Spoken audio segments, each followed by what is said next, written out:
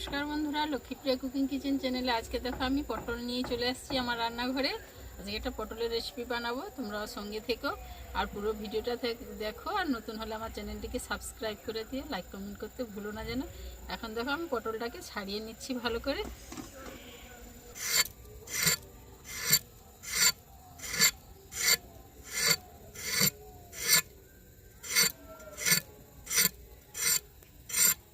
আমি ছাল তুলছি না, এমনি ছুলেই নিচ্ছি।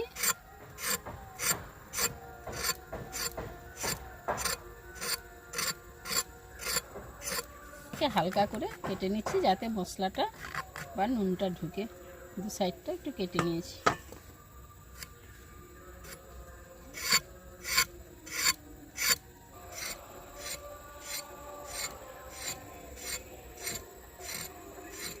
সব পটলগুলো ছুলে নিয়েছি।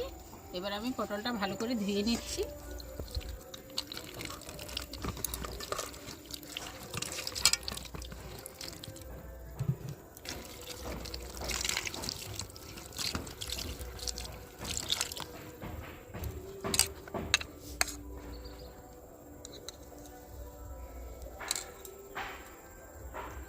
পটলের নুন আর অল্প একটু করে হলুদ মাখিয়ে নিচ্ছি।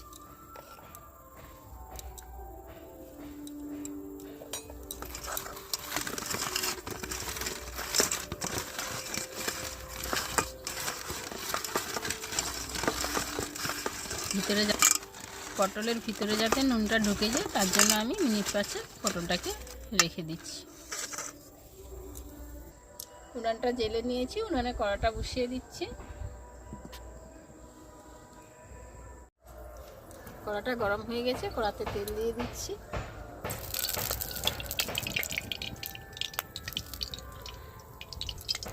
পটলগুলো দিয়ে দিচ্ছি।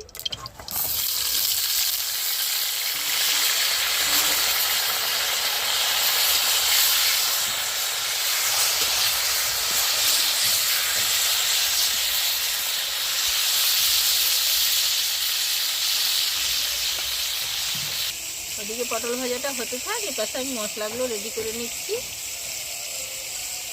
পরিমাণ মতো আদা দিয়ে দিচ্ছি, এক কোয়ার একটু বেশি,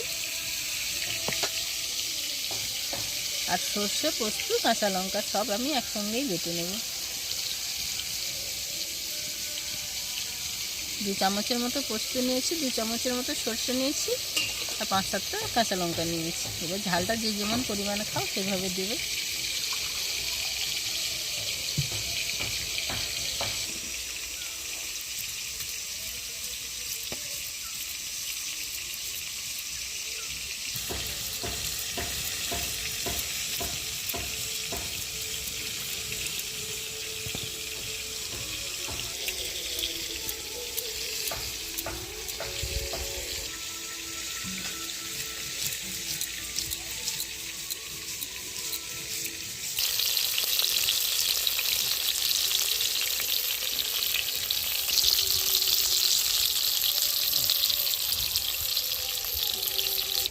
মশলাটা বাটা হয়ে গেছে, এবার আমি তুলে নিচ্ছি।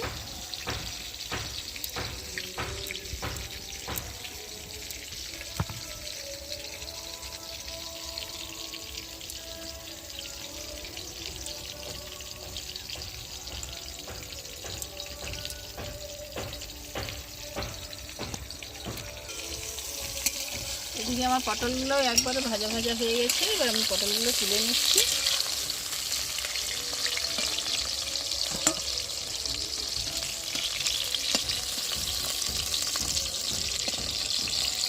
এইবারে লাল নয়, আর একবারে মিডিয়াম সাইজের করে পটলটা ভেজে নিয়েছি।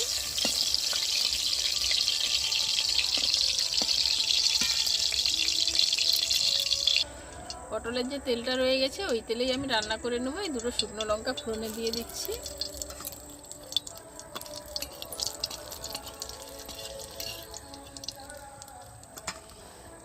সঙ্গে অল্প কালো জিরা দিয়ে দিচ্ছি।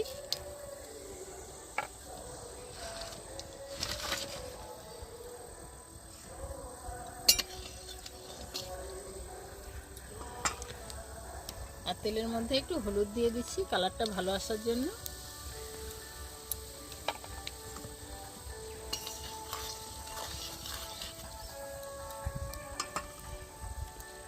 এবার আদা, কাঁচা লঙ্কা, পোস্ত, সর্ষে বাটাটা দিয়ে দিচ্ছি।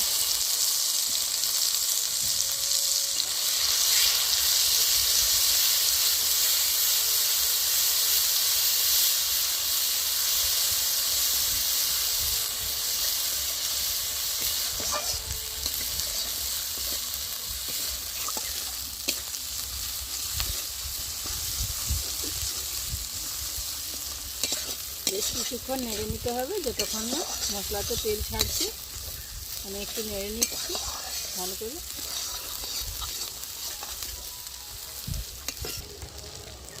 সাইড থেকে একটু শিল ধোয়া জল দিয়ে দিচ্ছি।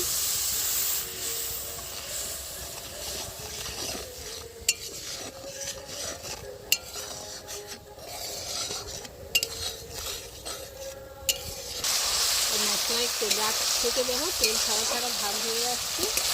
এবার আমি পটলগুলো দিয়ে দিচ্ছি।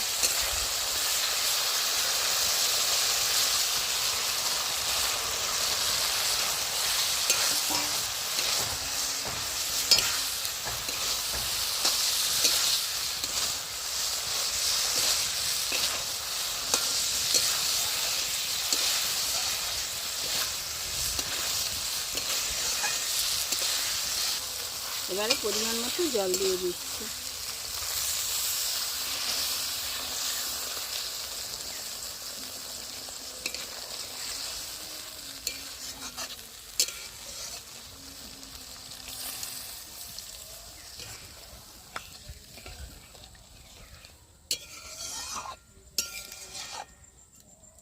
এবার ঢাকনাটা দিয়ে 5-7 মিনিট ফুটিয়ে নিচ্ছি হালকা আঁচে।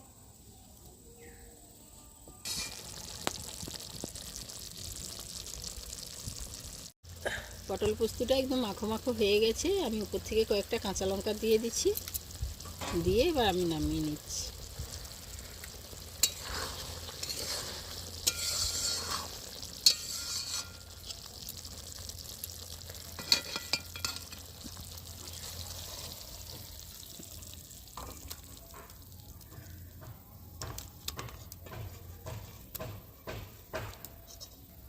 বন্ধুরা, পটল পোস্তটা কেমন লাগলো আমাকে কমেন্টে জানাবে, আর পুরো ভিডিওটা দেখবে।